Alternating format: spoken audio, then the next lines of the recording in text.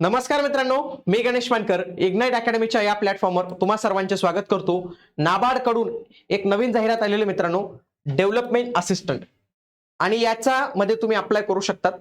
पात्रता वगैरे सगळ्या काही गोष्टी मी सांगतो आणि मेन म्हणजे नोकरीचं तुम्हाला आता सांगून देतो। नोकरी तुम्हाला महाराष्ट्रातच करायची, काही तुमची महाराष्ट्राच्या बाहेर बदली पण होणार नाही। महाराष्ट्रासाठीच ही नोकरी तुम्हाला पाहायला मिळणार आहे। म्हणूनच जे काही उमेदवार केंद्र सरकारच्या नोकरीसाठी तयारी करतात तर त्यांचा पहिला कंच नसतो सर महाराष्ट्राच्या बाहेर आपल्याला काही जायचं नाही, आमची शेती बितीले पडलेले त्याचं पण आम्हाला बघावं लागतं। तर अशा ज्या काही गोष्टी असतील त्याच जाहिरात घेऊन आलेलो तुमच्यासाठी। महाराष्ट्रात नोकरी आहे, नवीन जाहिरात आहे, रिक्त जागा चांगल्या आहेत, पात्रता, निवड प्रक्रिया, अभ्यासक्रम सगळं काही तुम्हाला सांगतो। व्हिडिओ तुम्ही शेवटपर्यंत पूर्ण बघा। आणि मित्रांनो, बँकिंग संदर्भात ज्या काही जाहिराती येतात ना तर त्यासाठी आपलं एक स्पेशल चॅनल आपण बनवलं मित्रांनो, इग्नाइट बँकिंग। मग इथं फक्त काय आहे त्याचीच माहिती देतो असं नाही, तुमचे सेशन्स पण होत असतात। सोबत आपली एक उडान नावाची बॅच पण आहे। आता बँकिंग मध्ये पण आपलं एक चांगलं काम जे आहे तर ते आपण सुरू केलेलं आहे। त्याच्यामध्ये IBPS, SBI, RBI, RRB असे सगळे वेगवेगळे जे काही बँकिंग संदर्भात एक्झाम होतात त्यांच्या संदर्भात आपली ही उडान बॅच जी आहे तर ते आपण इथं सुरू केलेले आहे। तुम्ही आपलं हे चॅनल पाहू शकतात। आता भविष्यात जे काही अपडेट येतील तर तुम्हाला या चॅनलवर येत जातील, म्हणून तुम्ही आपलं हे चॅनल जे आहे तर ते नक्की सबस्क्राईब जे आहे तर ते करून ठेवलं पाहिजे मित्रांनो।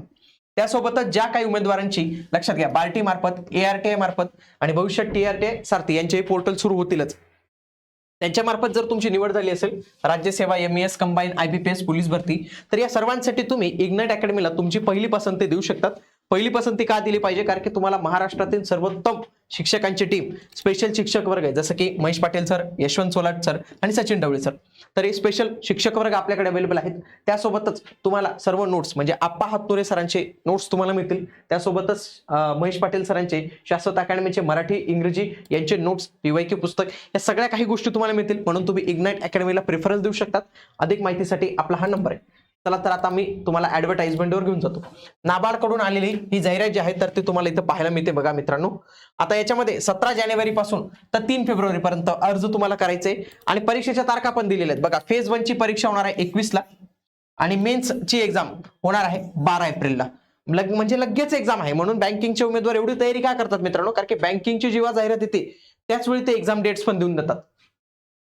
रिक्त जागा आता जवळपास 162 वगैरे काहीतरी जागा आहेत महाराष्ट्रातील। मी तुम्हाला जागा सांगतो बघा, महाराष्ट्रातील जागा आहे 48, ओपन साठी 20, SC साठी 8, ST साठी 5, OBC साठी 7, EWS साठी 8 जागा पाहायला मिळतात। टोटल 48 जागा आहे। त्याच्यामध्ये मुंबईचं ऑफिस पण आहे, असं नाही की मुंबईला ड्युटी, बाकीच्या ठिकाणी पण नाबार्डचे जे काही ऑफिसेस असतील तिथं तुमची बदली होऊ शकते, तो इश्यू नाही।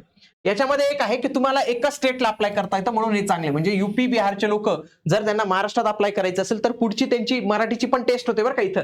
म्हणून तुम्हाला काय सांगतो की इथं महाराष्ट्रातील मुलांना चांगली संधी, त्यांनी ही संधी गमवावी नाही पाहिजे मित्रांनो।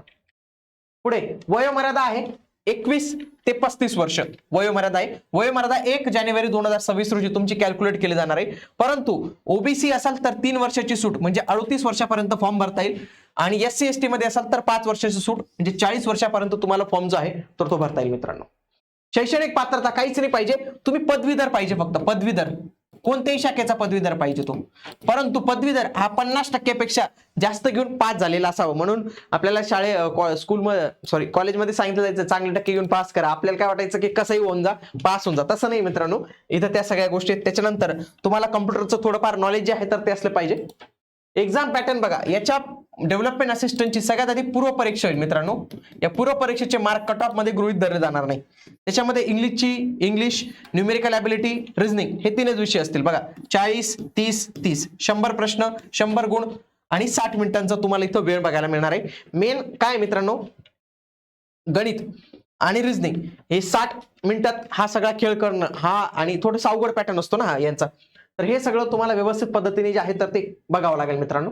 त्याच्यानंतर मुख्य परीक्षा आणि याचेच खरे मार्क्स तुम्हाला धरले जातील। मुख्य परीक्षेमध्ये काय असेल बघा, रिझनिंग, ऍप्टिट्यूड, GK असेल, कम्प्युटर असेल, त्याच्यानंतर इंग्लिश लँग्वेजची टेस्ट असेल, ओके, त्याच्यामध्ये डिस्क्रिप्टिव्ह टेस्ट पण असणार आहे। या सगळ्या काही गोष्टी 200 गुणांची परीक्षा असेल, 135 मिनिटं, आणि प्रत्येकाला सेक्शन टायमिंग इथं सेपरेटली त्यांनी इथं दिलेला आहे मित्रांनो, हे लक्षात घ्या। हे पास झाल्यानंतर लँग्वेज प्रोफिशियन्सी टेस्ट द्यावी लागेल। पण तुमच्या जर 10वी लक्षात घ्या, 10th आणि 12th ला मराठी हा विषय घेऊन तुम्ही पास झाले असणार, तुमच्या सर्टिफिकेटवर होतो, जर ते पास झालेले असाल तर लँग्वेज टेस्ट देण्याची गरज नाही।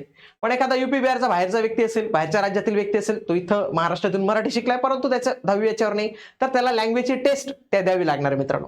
पण जर तुमच्याच्या 10वी 12वी लँग्वेजची टेस्ट नाही, तुमचं डायरेक्ट सिलेक्शन जे आहे तर ते होऊन जाणार आहे। याच्यामध्ये लक्षात घ्या, तुमची जी एक्झाम होणार आहे तर ती इंग्लिश आणि हिंदी या भाषेत होणार आहे.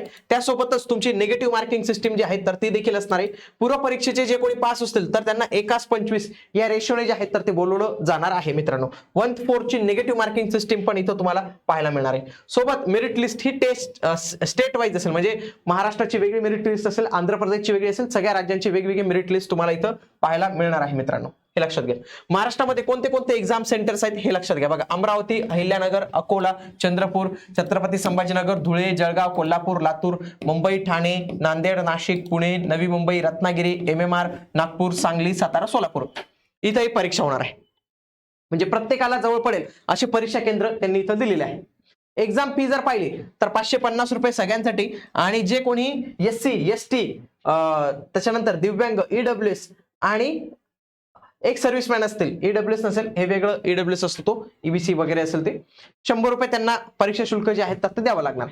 सॅलरी याची चांगली आहे, जवळपास 46,500 रुपये ही त्याची जी आहे तर ते मंथली सॅलरी जी आहे तर ती पडत असते.